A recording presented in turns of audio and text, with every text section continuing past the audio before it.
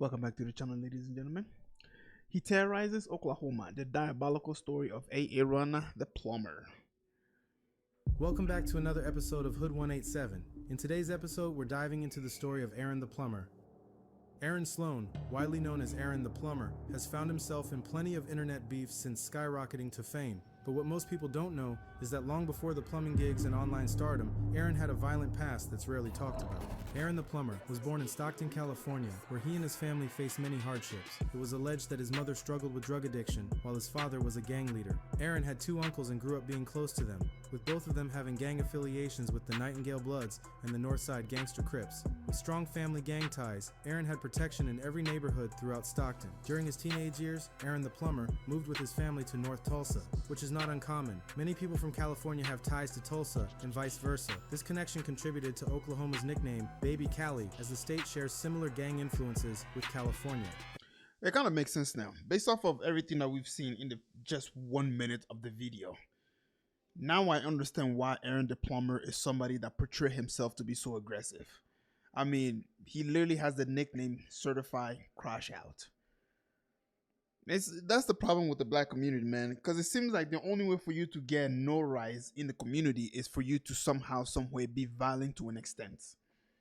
And Aaron the Plumber is somebody that we understand that he came up based off of the Pop the Balloon show, which is trying to find somebody that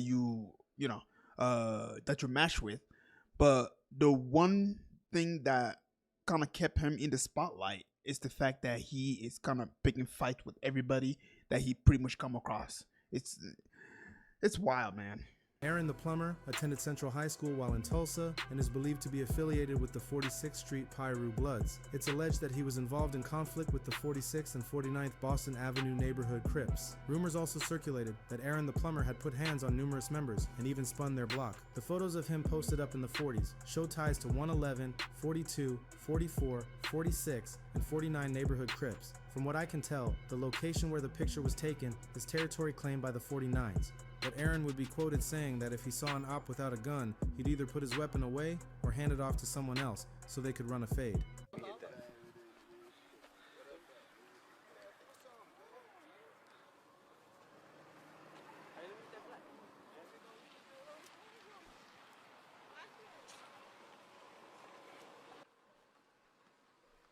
What the fuck was that? Oh, you sleep. Ah, you little bitch. Hey, free my nigga Flash. Free my nigga arm, you know what I'm saying? It's Paru, nigga. You better get the fuck up. Get up, cuz. Get up, Pop. Come on, my nigga. You better get the fuck up now. Nigga, you won't get you better.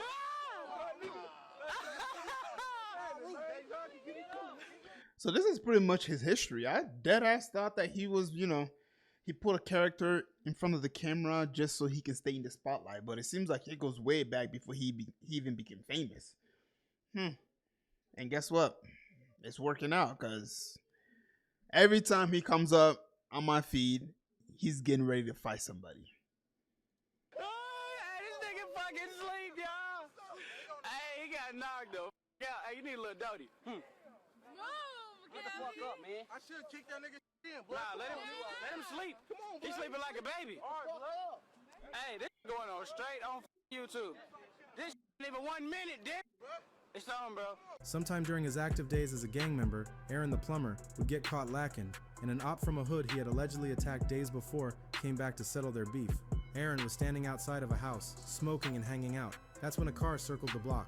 He knew this was someone he had gotten into it with days prior, but he shook it off, thinking nothing of it. But that's when the rival member pointed a gun out the window of the car and fired several shots. Aaron tried to pull out his gun to fire back, but before he could, he collapsed to the ground. Neighbors nearby rushed over, trying to lift him up and get him to the nearest hospital. Aaron the Plumber had found out that he had been shot 6 times, with one of the bullets striking him in the face, shattering his nostril. By 20 years old, Aaron the Plumber was arrested for allegedly setting up a robbery through a Craigslist ad. The victims met Aaron Sloan in the 2100 block of East 51st Street, expecting to buy a 2003 Cadillac.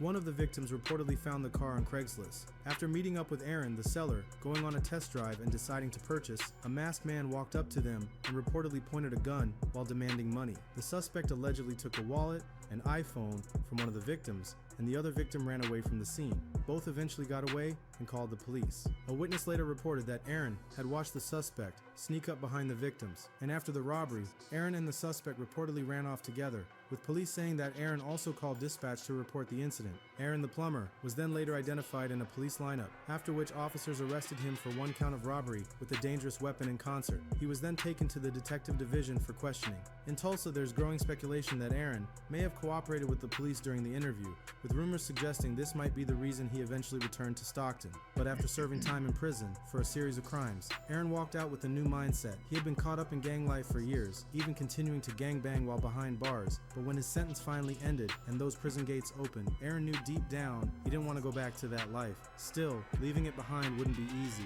Once he got out, Aaron landed a That life is never worth it. I've never been a gangster, but living the life of always looking over your shoulder must be extremely tiring. Imagine you trying to walk out and just go get ice cream. But in order for you to go get ice cream, you gotta bring a gun with you, just in case if somebody comes on you and try to kill you in front of your family or whatever. I mean, what kind of life is that? Why would you ever want that kind of life for yourself? It doesn't make any sense to me at all. And it's also crazy because you got older gangsters who are literally telling the younger ones, "Hey man, this life ain't worth it." But for some odd reason, gangs don't seem to be going anywhere. They just keep recruiting more and more people. So then my question is, the older people who are encouraging the younger ones not to join, why are they recruiting the young ones? Because if the young person the only way for a young person to join a gang is they have to go to an older person to say, "Hey, I want to join your gang." So if the old person is telling the young one not to join the gang, why are they allowing the young person to still join anyway? That's the only way you can grow. I mean, they're out there shooting each other down, and the number doesn't seem to be going anywhere. Bloods and Crip and all these other gangsters have been around for decades. And we've seen the damage that they've caused. job at a local warehouse. It wasn't much, but it was a start. The pay wasn't great and the work was hard. Long hours moving heavy boxes, loading and unloading trucks, dealing with strict supervisors who didn't care about his past or his goals. At first, Aaron kept his head down and just did the job. But over time, the small paychecks started to wear on him. The tiny raises barely covered groceries. He watched people around him struggle to survive off the same wages, and it didn't sit right with him. Aaron's life started to change when a close friend showed him a check, $47,000 for one plumbing job. Aaron couldn't believe it. That kind of money wasn't from the streets, it was from honest work. Right then, Aaron knew what he wanted to do, become a plumber. But it wasn't as simple as you might think. He had to pass a tough test, one that 80% of plumbers fail. Aaron had taken the test 5 times before eventually passing. Aaron had officially became Aaron the Plumber and began doing TikToks teaching the black youth on how to do plumbing. His goal was to teach them how to escape the streets and build wealth, but he wouldn't see much success from his TikTok until later on. Aaron the Plumber became famous in June 2024 after he was on a YouTube dating show called Pop the Balloon or Find Love. He made a lot of blunt and shocking comments during the episode, and the video quickly went viral online. Oh, sorry, I'm supposed to say the pop and the balloon property. Got you. For me, it just did not work. I didn't feel like I had chemistry or I wasn't fully attracted to you, and I feel like that counts if we are going to be going through a dating show, you know? Yes, the feeling is definitely mutual, so that's okay. Thank you. You did me a favor. You know, absolutely. Yeah. I'm glad you have a great day. Thank you, Queen. You too. Are you looking at the tattoo? No, I'm looking at the hair on your arms. You know, women I deal with, they don't have hair on their Don't arms. do too much. Hey, I'm just being honest, Don't Queen. do too much. But some viewers were offended by his comments and filed complaints with his employer and said Aaron looked like a Ninja Turtle. And as I ain't gonna lie to you, man. You can never make everybody on the internet happy. If that's your main goal on the internet, you've already failed the moment you thought about even doing that. You will get haters. It doesn't matter who, it doesn't matter what the topic is about, you will get haters. Even if the topic is about something that will benefit all of mankind, somebody somewhere in the corner of the internet is gonna come and call you some kind of name and say you don't know nothing, you stupid, and call you all these ugly ass names, bro. I'm just gonna be honest with you, bro. That's the internet. And the plumber came on this show to tell the girls, hey, man, I guess the feeling is mutual. You don't like me, I don't like you. Cool, let's move on and go about our business.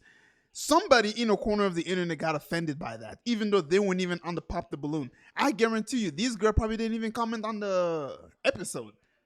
Even though they were the one getting disrespected on the episode, they probably didn't even comment.